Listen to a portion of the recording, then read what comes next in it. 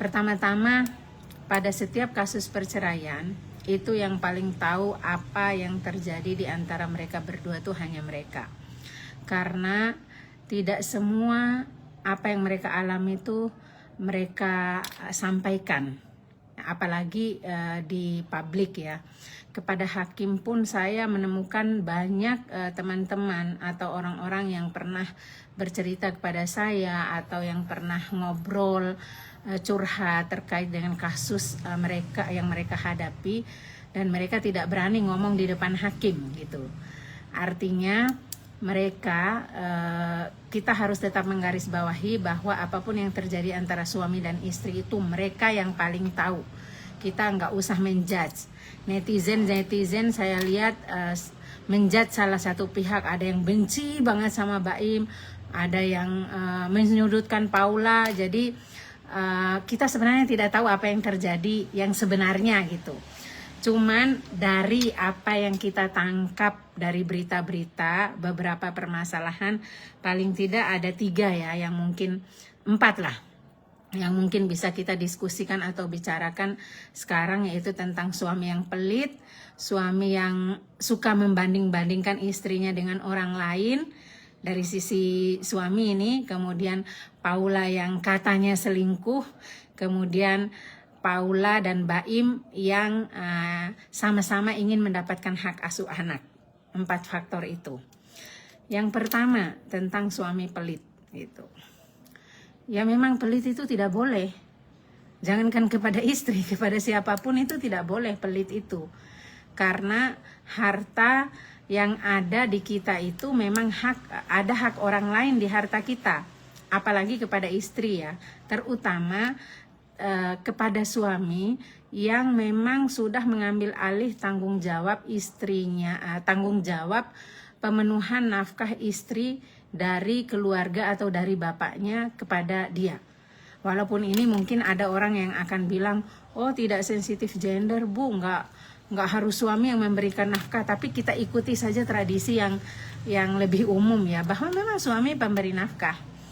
Jadi kalau ada suami yang tidak memberikan apa yang dia miliki sepantasnya dan sewajarnya terhadap istri, tentu saja akan menjadi duri dalam daging, akan menjadi masalah. Nah, seberapa banyak sih Bu ininya standarnya suami itu memberikan istri? Wong Paula itu katanya kabarnya di berita ini ya mendapatkan 200 juta, tapi itu untuk 6 bulan gitu. Ada yang bilang untuk 1 bulan dan sebagainya, ada yang bilang ternyata untuk 6 bulan. Ya, sebenarnya standarnya tidak kuantitatif, tapi standar yang ditetapkan atau yang ada petunjuknya di dalam Al-Qur'an itu wa ashiruhunna bil ma'ruf. Pergaulilah istrimu atau pasanganmu, demikian juga ini perintah terhadap istri juga, pergaulilah suamimu dengan baik, pergaulilah pasanganmu dengan baik. Jadi bil ma'ruf itu tidak ada standar kuantitatif, tapi atas dasar kepatutan. Nah, kepatutan itu maksudnya gimana? Kalau orang selevel Baim, misalnya yang kaya dan menunjukkan kekayaannya, flexingnya tiap hari gitu ya, memberikan hadiah jam tangan kepada istrinya hanya bermerek fosil yang kita ini juga bisa beli gitu ya, itu kayaknya tidak ma'ruf, tidak sesuai dengan standarnya Baim. Sebaliknya, jika kita memiliki suami yang hanya gajinya 1 juta atau 2 juta sebulan, dan kita menuntut dia untuk memberikan hadiah kepada kita jam tangan fosil, itu juga terlalu lebay. Artinya standar pelit atau tidak itu disesuaikan dengan kemampuan suami. Jika kemampuannya berlebih, ya tentu saja jumlah 200 juta yang katanya untuk 6 bulan itu sangat sedikit. Apalagi kebiasaannya Baim ini membanding-bandingkan istrinya dengan Gigi. Dan beberapa video itu menunjukkan Paula juga sering protes, mau nggak dibandingkan dengan Raffi gitu kan. Jadi memang masalah pelit ini harusnya sangat tidak boleh berada atau menjadi karakter laki-laki sebagai orang yang diberi tanggung jawab secara teologis maupun secara sosiologis ya, pada umumnya sebagai pemberi nafkah. Kalau kata orang Bima, kalau ada orang laki yang pelit dan pegang uangnya sendiri, itu orang laki yang jajamide. Nah, jajamide ini nggak tahu arti secara literalnya ya, tetapi jajamide itu kayaknya negatif banget bagi orang Bima. Orang laki-laki yang semuanya dipegang sendiri atau kebanyakan dipegang sendiri tetapi tidak memberikan kepada istrinya yang notabene secara secara kondisi kehidupan sosial kita di Indonesia, istri itu dianggap sebagai bendahara atau manajer keluarga. Jadi pantas aja ini menimbulkan masalah di dalam keluarga. Jadi perlu diingat bahwa bil ma'ruf itu sesuai dengan kepatutan. Kalau uangnya banyak ya banyak juga kasihkan ke istri. Istri juga sebaliknya. Kalau suaminya uangnya sedikit jangan terlalu menuntut yang banyak gitu. Tetapi ada kata-kata pelit itu berarti tidak sesuai dengan apa yang dimiliki oleh Baim yang didapatkan oleh Paula ya. Sehingga ada video-video yang menyudutkan Baim, misalnya baju-baju anaknya kelihatannya tidak berkelas seperti bajunya anak-anak artis yang lain dan sebagainya dan sebagainya. Nah ini yang bisa kita ambil, bahwa kalau Anda ingin menikah, kalau Anda ingin menjadi suami, maka pikirkan tentang tanggung jawab nafkah ini. Jangan jadi mokondo gitu ya. Jangan jadi mokondo. Adapun istri ketika dia memiliki atau juga mencari nafkah, ini anggap sebagai kerjasama yang baik. Tetapi jangan juga diserahkan semuanya kepada istri karena dia udah kerja, saya asik-asikan rokok-rokokan. Tanggung jawab atau pekerjaan istri juga tidak diambil alih, tidak terjadi peran gender yang terbagi gitu. Oke, masalah pelit. Kemudian suami membanding-bandingkan. Saya kira semua perempuan di sini yang nonton maupun yang tidak nonton, yang nonton nanti ya, semua orang tidak suka dibanding-bandingkan. Semua orang memiliki kelebihan juga memiliki kekurangan. Kalau misalnya dibanding-bandingkan dengan Gigi, Nagita, istrinya Raffi, kalau kita mau jujur, sebenarnya kita taunya Nagita itu orang baik itu dari mana? Kan dari Raffi.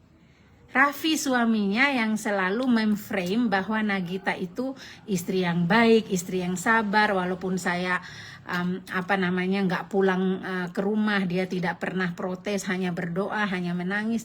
Kita nggak tahu persis sebenarnya sifatnya Nagita seperti apa. Dan banyak mungkin sebagai manusia ada hal-hal yang negatif dari Nagita, nggak mungkin gitu. Tetapi Raffi selalu memframe istrinya sebagai orang yang baik. Nah, tidak dilakukan hal yang sama oleh Baim. Jadi justru dia membanding-bandingkan istrinya dengan orang lain yang tentu saja sebenarnya Paula memiliki banyak hal yang positif dalam dirinya. Nah, dari sini kita bisa mengambil pelajaran bahwa sebenarnya memang bahasa cinta perempuan itu dipuji. Bahasa cinta perempuan itu dipuji. Jadi telinga perempuan itu jauh lebih butuh diisi daripada mata dan perutnya. Kalau laki-laki tuh mata dan perutnya yang harus diisi. Makanya dalam hadis ditekankan kepada istri tasurun nadhirin. Istri yang baik itu adalah istri yang bisa membahagiakan suaminya ketika dilihat itu menyenangkan, selalu senyum, cantik dan sebagainya. Itu karena karakteristik laki-laki itu matanya jauh lebih lapar daripada telinganya. Mereka nggak butuh dipuji. Bahkan kalau kita puji lebay-lebay, I love you gitu tuh malah risih gitu. Sebaliknya kalau perempuan itu suka dipuji, apakah pujian itu, makanya sering diplesetkan perempuan tuh suka dibohongin gitu ya. Walaupun nggak langsing, ketika dibilang langsing seneng. Walaupun nggak cantik, ketika dibilang cantik seneng. Tapi itulah karakteristik perempuan. Jadi telinganya itu jauh lebih ingin diisi daripada perut dan matanya gitu. Dia bisa nggak makan, yang penting dipuji. Ini betul ini, coba direfleksikan. Makanya kalau jadi suami gitu ya, sering-seringlah muji istri, banyak hal yang bisa dipuji. Terima kasih ya sayang udah masakin saya hari ini. Terima kasih ya udah mandiin anak-anak kok wangi semuanya. Terima kasih ya kamu kok tambah baik, kamu kok tambah cantik, tambah apa dan segala macam. Nggak usah dibanding-bandingkan dengan orang di luar sana. Ya orang di luar sana juga bukan milikmu, ngapain dipakai perbandingan? Ore pum tahu ma iha, kata orang Bima ya. Biasakan untuk melihat sesuatu yang positif dalam diri seseorang. Karena kalau kita fokus pada hal yang negatif, sebenarnya kita sendiri yang akan sakit hati. Tapi kalau kita fokus pada hal yang negatif, yang positif, apalagi pada pasangan kita, itu pasti ya akan baik-baik saja gitu ya. Dan apakah akan kita cuek dengan hal-halnya yang tidak baiknya? Ya tentu ada jalannya. Tentu watawasau bil haqqi watawasau bis sobri ya. Saling menasihati dalam kebaikan, saling menasihati dalam kesabaran. Itu berproses. Tapi maksud saya kalau kita fokus pada negatifnya, dia akan membuang habis kebaikan-kebaikannya. Oke, itu yang terkait dengan suami membanding-bandingkan istri. Hindari hal ini. Hindari pelit, hindari membanding-bandingkan. Wong itu istrimu ngapain pelit gitu. Wong itu istrimu ngapain dibanding-bandingkan dengan orang lain. Kemudian masalah selingkuh. Mengapa? Saya sering ditanya oleh mahasiswa saya. Mengapa sih Bu, kalau laki-laki selingkuh itu kita biasanya terima saja nggak apa-apa. Sedangkan kalau perempuan yang selingkuh langsung jadi berita besar gitu. Ada dua masalah, ada dua jawabannya. Pertama, definisi selingkuh bagi laki-laki itu berbeda dengan definisi selingkuh bagi perempuan. Laki-laki itu ketika dia muji orang lain, kok tambah cantik gitu ya, atau ada perhatian sedikit kepada orang lain, itu mereka belum kategorikan selingkuh. Gitu aja kok selingkuh gitu. Saya sering jangan gitulah, masa muji-muji istri orang padahal nggak pernah muji istrinya, misalnya gitu ya. Itu belum katakan selingkuh. Mereka itu menganggap dirinya selingkuh ketika telah melewati batas, telah terjadi hal-hal yang tidak diinginkan. Kalau cuma perhatian-perhatian, sayang-sayangan, WhatsApp-WhatsAppan, itu kan teman, kan akrab, kan dia curhat sama saya dan sebagainya. Gitu, ya. Tapi kalau definisi selingkuh terhadap perempuan yang mereka pegang, baru inboxkan dengan orang lain, misalnya laki-laki lain, itu sudah mereka anggap selingkuh. Itu mengapa sebagai perempuan kita itu memang oleh masyarakat disuruh benar-benar menjaga diri gitu. Karena itu tadi, karena definisi selingkuh yang dipegang atau yang diaplikasikan kepada laki-laki dan perempuan itu berbeda. Apalagi masyarakat kita menerima atau menormalisasi kalau laki-laki selingkuh nggak apa-apalah, wong dia bisa poligami kok gitu. Padahal selingkuh tuh beda dengan poligami, gitu kan? Kalau perempuan sama sekali nggak boleh. Baru saya pernah punya pengalaman menangani pasangan muda gitu ya. Jadi istrinya itu inbox dengan mantan pacarnya, karena mantan pacarnya ini ingin menginfokan kepada istrinya itu dia akan menikah gitu. Itu ketahuan suaminya tuh langsung dianggap selingkuh dan itu menjadi alasan perceraian. Dianggap selingkuh gitu. Sedangkan suami yang WhatsApp dengan mantannya, yang masih muji-muji mantannya di depan istrinya, itu dianggap tidak selingkuh sebelum terjadi hal-hal yang di luar batas, atau misalnya berhubungan seperti layaknya suami istri, itu baru mereka dianggap selingkuh. Dan mengapa laki-laki sangat tersinggung atau langsung menuduh selingkuh atau menjadi big deal ketika istrinya macam-macam gitu ya, karena laki-laki itu memiliki ego yang sangat tinggi. Ini secara umum ya, Jangan protes laki-laki di yang tidak ego, yang tidak selfish, yang tidak egois ya. Saya nggak generalisir.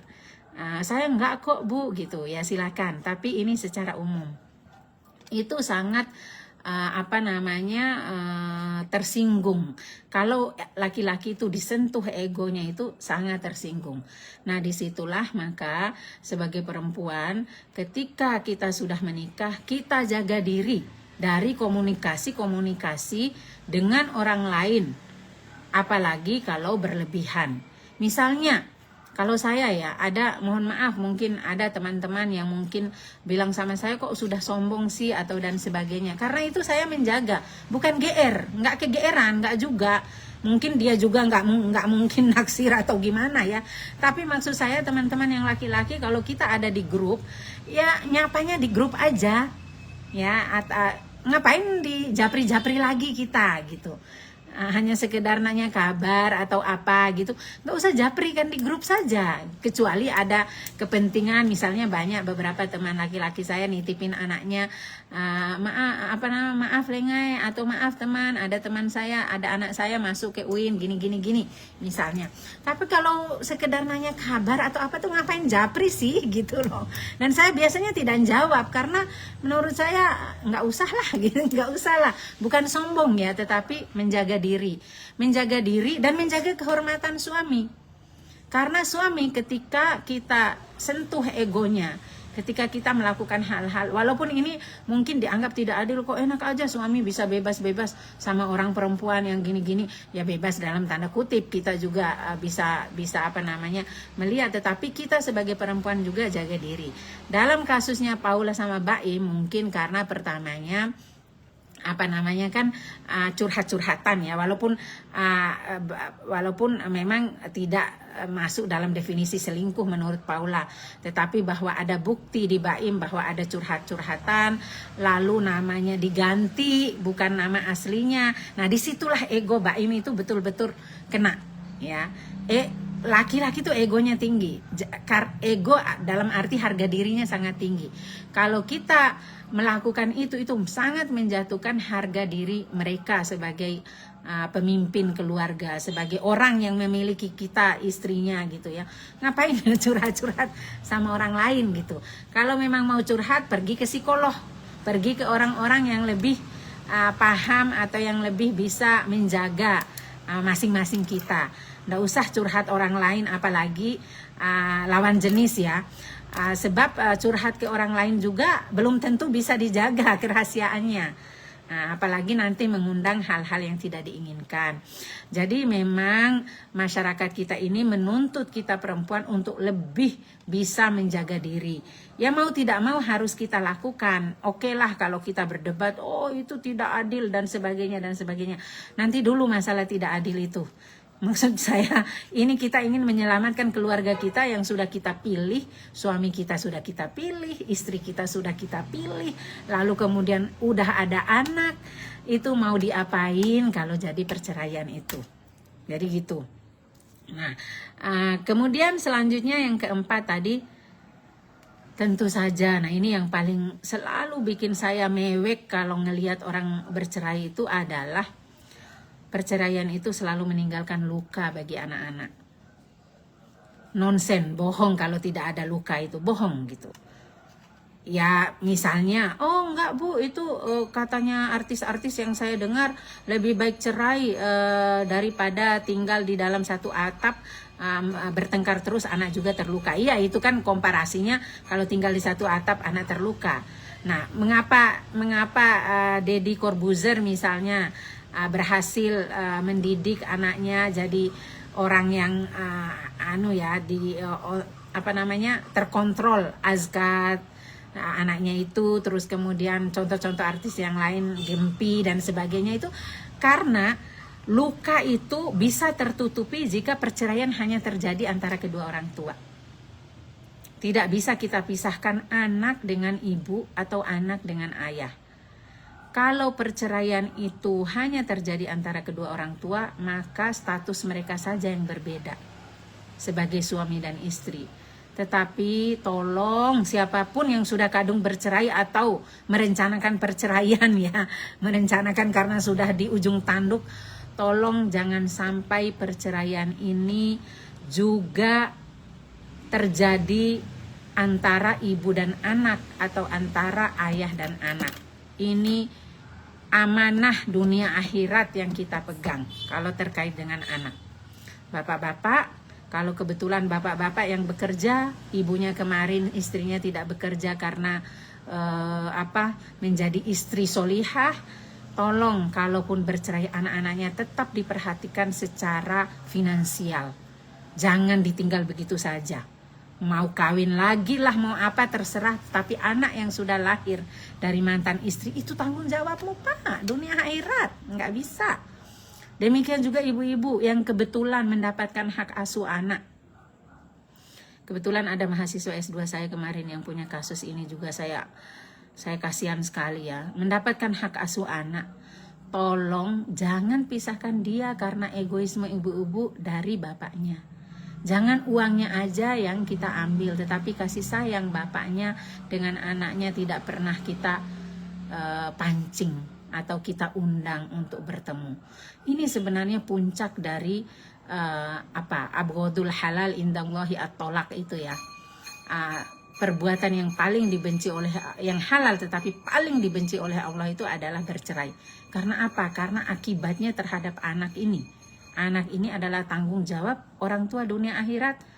Tetapi karena sesuatu dan lain hal, kita Islam juga tidak dilarang, misalnya seperti perkawinan orang Kristen yang terlarang sama sekali perceraian, walaupun mereka juga melakukan ya. Tiba-tiba Ari Lasso mengumumkan dia bercerai gitu ya. Walaupun tidak heboh-heboh seperti Baim yang sengaja membuka ke wartawan aib istri dan proses perceraiannya, juga terjadi perceraian di kalangan pasangan Kristiani. Tapi di kalangan Islam kita sudah punya petunjuk. Oke lah, boleh bercerai, tetapi tolong perceraian ini hanya terjadi antara suami dan istri, bukan antara ayah dengan anak, bukan antara anak dengan ibu. Ini yang perlu diingat. Jadi kalau saya menyimpulkan, jadi laki-laki hindari sifat pelit, hindari sifat membanding-bandingkan istri dengan orang lain di luar sana. Pergaulanlah istrimu dengan ma'ruf, dengan baik, dengan kepatutan. Kalau uangnya banyak, kasih banyak. Kalau uangnya sedikit, kasih sedikit. Lalu jangan membanding-bandingkan, dan isilah telinga istri dengan perkataan-perkataan yang baik, pujian-pujian. Ya walaupun gak cantik, ya bilang aja cantik. Ya memang cantik itu relatif kan. Atau apalah yang lain, kulitnya mulus, gak cantik tapi hidungnya mancung. Matanya bersinar, wajahmu menyenangkan, segala macam itu. Masa kekurangan bahan pujian sih gitu ya. Itu pesan bagi laki-laki dari kasus Baim ini. Pesan bagi perempuan, tolong jaga diri. Nggak usah gitu. Setelah kita bersuami, suami adalah satu-satunya laki-laki yang berhak mengatakan kita cantik, yang berhak menyapa ramah dan dekat dengan kita. Orang lain berhubungan ala kadarnya sesuai dengan hubungan sosial saja. Tidak perlu japri-japrian, tidak perlu inbox-inboxkan dengan lawan jenis. Kalau tidak penting, maksudnya hanya sekedar apa kabar, sudah makan, kasih perhatian, ngapain gitu. Kalau ada yang ngasih perhatian begitu, tolak dia, nggak usah aneh-aneh. Kalau teman lama-lama kan ada grup gitu, kalau hanya sekedar nanya-nanya kabar. Nah itu. Kemudian yang terakhir tadi, kalau tidak bisa diselamatkan, ya perceraian menjadi jalan satu-satunya. Tetapi jadikanlah perceraian itu sebagai momen untuk memperbaiki diri, lalu kemudian tetap membangun bonding dengan akibat-akibat pernikahan kita yang muncul sebagai komitmen dan tanggung jawab, yaitu anak-anak kita. Jangan sampai anak-anak ini mereka nggak mau loh dilahirkan oleh Paula dan Baim, Kenzo dan Keanu itu, tapi dengan lugunya mereka nggak tahu apa yang terjadi, dan mereka menjadi disorot juga oleh media. Dan saya kira sikapnya Paula luar biasa ya sebagai perempuan. Sekali lagi disclaimer terakhir, saya ingin mengatakan apapun yang terjadi antara mereka yang paling tahu. Cuman ini kita ngambil nilai-nilai yang muncul di media sehingga ini menjadi pelajaran bagi kita semua. Ada juga yang minta saya untuk komen masalah Irish Bella, Ibel ya, yang cepat mendapatkan jodoh. Ya, jodoh sudah diatur oleh Tuhan. Ketika Irish Bella memutuskan untuk menikah dan dia tidak terikat apa-apa dengan mantan suaminya, why not? Kenapa kita ingin melihat perempuan sesama kita terus berkalang duka, terus kabut mukanya, nggak bahagia, padahal dia sudah memberikan udah memaafkan beberapa kali, lalu ketika dia mendapatkan jodoh lagi dari Allah, why not? Kalau saya sih dukung aja ya. Siapa yang bisa menolak kedatangan jodoh itu? Dan tidak ada larangan secara syar'i, nggak ada larangan secara syar'i. Kalau netizen bilang etikanya terus dibanding-bandingkan dengan istrinya Zivilia yang katanya juga di penjara, ya beda orang. Kita tidak bisa menjudge. Irish Bella juga adalah orang yang broken home ya. Dia kekurangan tangki cinta dan kasih sayangnya itu kekurangan dari bapaknya. Dia baru bertemu bapaknya dalam umur sekian, lalu kemudian qadarullah bertemu dengan suami yang narkoboi gitu ya, dan berulang kali, lalu kemudian dia tidak lagi bisa memaafkan, kemudian mendapatkan suami yang sosok kebapaan dan tajir. Why not? Go ahead Irish Bella, kamu berhak bahagia. Demikian, terima kasih. Assalamualaikum warahmatullahi wabarakatuh.